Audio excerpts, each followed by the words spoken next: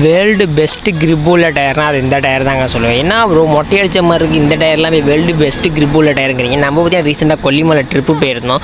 அந்த டர்னிங்லாம் பார்த்தீங்கன்னா கடைசி எட்ஜ் வரைக்குமே பைக்கை படுக்க போட்டு வளைச்சோம். என்ன ப்ரோ இந்த டயரில் வளைச்சிங்களா? இது ரோலிங் ஸ்டாப்பையும் அந்த டயரில் தாங்க அடித்தோம். அப்பயும் நம்பிக்கையே வராது உங்களுக்கு, அதனால தான் அதெல்லாம் காமிக்கிறேன். அப்புறம் ஏன் ப்ரோ டயரை மாற்றுறீங்கன்னு கேட்டீங்கன்னா, இந்த மாதிரி டயர்லாம் மேக்ஸிமம் ஸ்கிட் ஆகாது. ஏன்னா இதெல்லாம் ட்ராக் யூஸ் டயர், இந்த மாதிரி வாபுல் இஷ்யூ வந்துடும் தேஞ்சு போயிடுச்சுன்னா. அதான் ஒரே பிரச்சனை. அதுக்காண்டி தான் நம்ம டயரை மாற்றியாச்சு. ஹையர் ஸ்பீடில் போகும்போது ரொம்ப வாபுல் ஆகிடுச்சுன்னா போச்சு இல்லைங்க. சூப்பர் பைக்கு டயர்லாம் பார்த்தீங்கன்னா இந்த தான் இருக்கும், மேக்ஸிமம் தேயாது. ஆனால் அந்த மாதிரி வாபுல் ஆரம்பிச்சோம், அந்த டயர் போயிடுச்சுன்னு அர்த்தம். நம்மளும் சூப்பர் பைக்கில் நார்மல் பைக், ஆனால் அந்த டயர் வந்து நம்ம பைக்குக்கு செம்மையாக இருக்குது. ரோலிங் ஸ்டாப்பிக்கு ஒரு டைம் கூட ஸ்கிட் ஆக்கி விட்டது இல்லை, அது நல்லா கான்ஃபிடென்ட் கொடுக்கும்.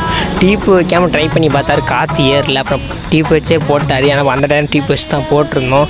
ஃபைனல் அவுட் புட்டு பாருங்கள், பக்காவாக இருந்துச்சு. நம்ம வீடியோவில் நான் பிடிச்சிருந்தோம் இன்ஃபர்மேஷன் இருந்தால் சப்ஸ்கிரைப் பண்ணி